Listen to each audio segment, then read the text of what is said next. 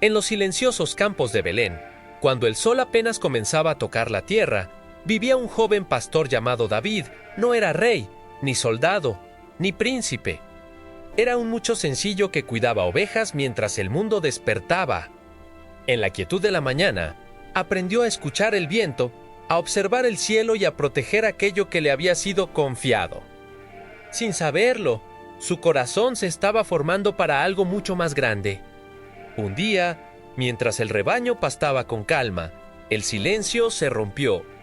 Desde la distancia, una sombra se movió entre las rocas. Un león había descendido de las colinas. El peligro era real. David sintió el miedo, pero no huyó. Defendió a sus ovejas con valentía, con esa fuerza que nace cuando se protege lo que se ama. Aquel combate, sin testigos, marcó el inicio de un guerrero. Leyó de Al, Dios hablaba a un profeta llamado Samuel. El rey Saúl ya no caminaba conforme al corazón de Dios y era tiempo de elegir a otro. Samuel llegó a la casa de Isaí, donde uno a uno pasaron sus hijos. Todos parecían fuertes, altos, dignos, pero ninguno era el elegido. Entonces Samuel preguntó si había a alguien más. Isaí recordó al menor, al pastor, al que estaba en el campo. Mandaron a llamar a David. Cuando llegó, cubierto de polvo y sol, Samuel comprendió. No era su apariencia lo que lo distinguía, sino su corazón. El aceite fue derramado sobre su cabeza, y desde aquel día, el Espíritu de Dios acompañó a David tiempo después. Isaí envió a David a llevar provisiones a sus hermanos que estaban en el ejército. Mientras caminaba hacia el campamento, David se detuvo para ayudar a un anciano que había caído en el camino. Nadie lo vio, nadie lo aplaudió, pero esos pequeños actos de bondad revelaban quién era realmente. Al llegar, escuchó murmullos de miedo. Un gigante desafiaba al pueblo de Israel día tras día. Su nombre era Goliat. Nadie se atrevía a enfrentarlo. David no entendía cómo un pueblo que confiaba en Dios podía temer tanto.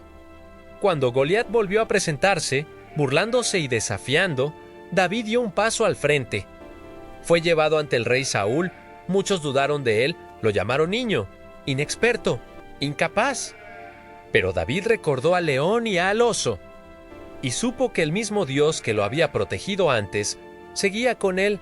Intentaron ponerle una armadura que no le pertenecía. Era pesada, incómoda.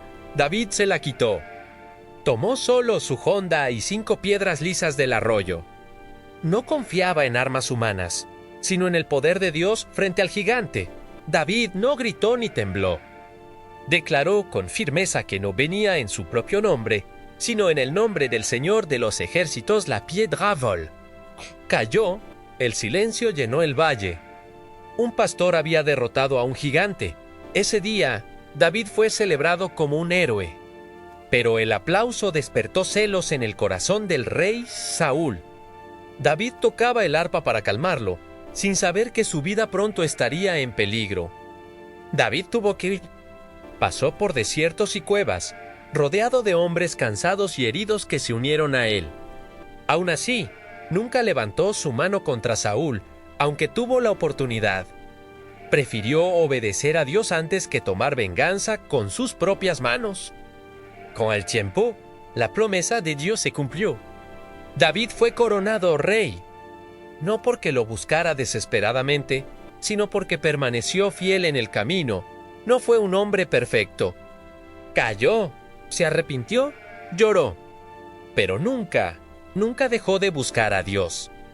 Porque al final, esta historia nos enseña que Dios no elige coronas ni apariencias. Dios elige corazones dispuestos a obedecer, incluso cuando nadie los ve. Gracias por acompañarnos en este viaje. Si esta historia te inspiró, no olvides darle a me gusta y suscribirte para más contenido como este. ¡Hasta la próxima!